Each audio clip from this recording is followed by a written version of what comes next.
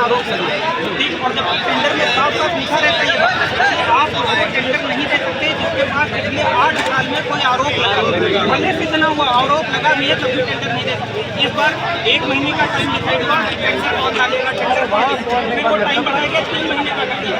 3 महीने बाद टेंडर बनता है, फाइनल हो जाता है एक अच्छी कंपनी का, लेकिन बाद में दूसरी कंपनी कहा सर का इंटरव्यू चल रहा है, सस्ते में पेपर करवा लूँगा। अब आप बताइए, अगर 100 रुपये की चीज़ है मैं 10 रुपये में देने को तैयार हूँ, तो मैं 90 रुपये कहीं से तो बनाऊंगा।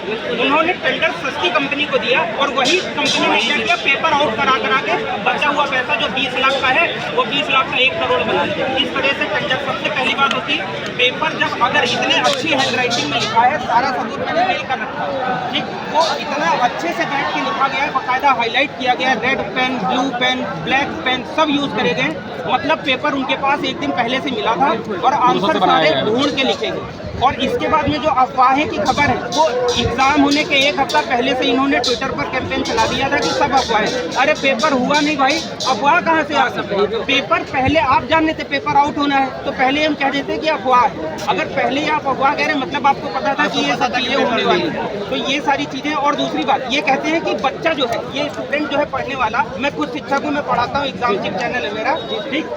ये बच्चे ये बताइए, ये पढ़ाई करेंगे, इनका जीडी का पेपर होगा, अभी आने वाले और पेपर होंगे, पढ़ाई करेंगे, ये पढ़ाई करेंगे कि ये ढूंढेंगे चोरों को ढूंढने के लिए वर्दी पहनाई गई है। अगर ये नहीं ढूंढ सकते तो वर्दी हमको दें, वर्दी इनको दें, वर्दी इनको दें, हम ढूंढ के दिखाएंगे, हम ढूंढ के दिखाएंगे कौन चोर बैठा है तुम्हारे घर में, तुम्हारे घर में कौन चोर बैठा है। और इन सबके साथ सिर्फ इन्हीं बच्चों के साथ अन्याय नहीं हुआ है।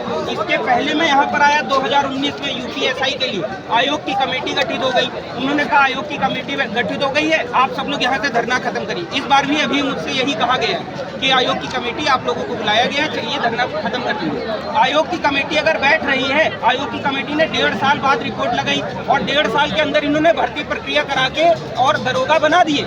अब बताइए कमेटी की रिपोर्ट का क्या मतलब रहा? कोई मतलब नहीं रहा, कोई भी मतलब नहीं रहा। तो इस तरह से अगर कमेटी बैठी है तब तक के लिए स्थगित की जाए परीक्षा, कमेटी की रिपोर्ट आएगी।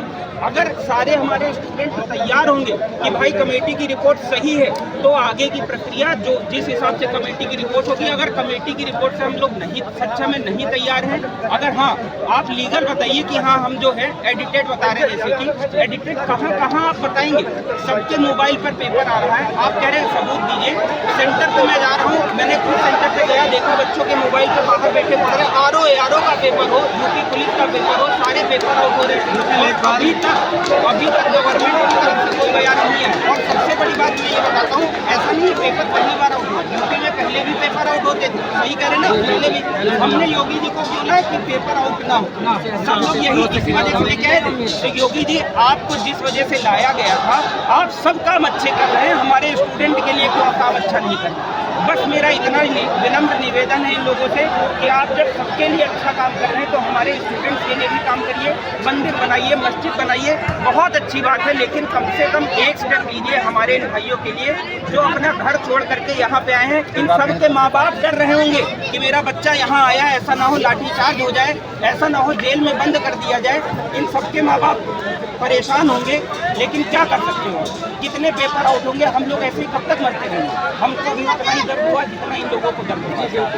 सरकार का दोस्तों बस एक ही मांग, इसके नीचे हम लोग बिल्कुल भी राजी नहीं होंगे। Re-exam, re-exam, re-exam, re-exam, we want re-exam. दोस्तों जय हिंद, वंदे मातरम।